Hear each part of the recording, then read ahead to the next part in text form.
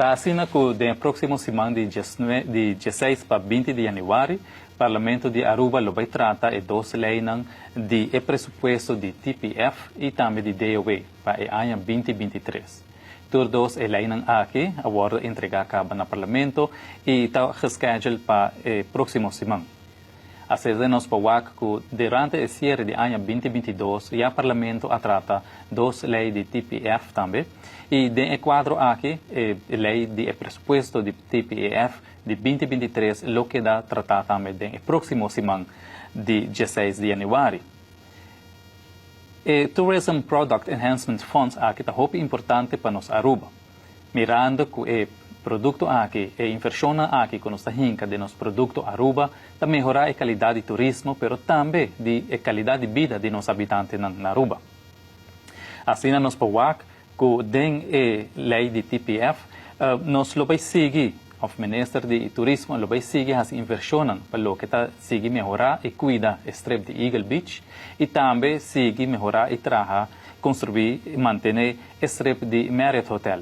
Aqui nós podemos caminhar que fazem aqui também começar pronto e caminhar que tanto visitantes e pero também local não que está fazendo uso de strip aqui por seguir continuar a fazer uso de uma forma mais melhor, de uma forma cuidar e assim também nos está enriquecer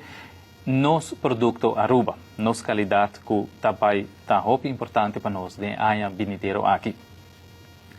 Banda de inversão aqui que o TPF também faz para 2023, também inversão também guardo assim para o que está parte chiquito me mencionando não, da parte de cultura, caminha que o museu não também lo vai haya atenção. Museu não lo vai haya parte de fundo aqui de TPF para assim aqui Aruba por demonstrar também que está sua cultura, que está o que nós temos de nosso antepassado não e presente e o que nós vai no futuro, que a cria Aruba, na uma nós chega assim leu que é produto turismo, pois den essa aqui parte de TPF também guardo alocar também para a parte de cultura especificamente para o que está o museu não, para assim visitante não pero também nos jovens, nos muchachos de escola, nos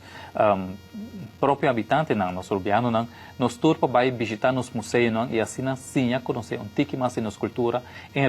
enriquecer nosso conhecimento e assim valorar nos Aruba, nos islas, nos cultura.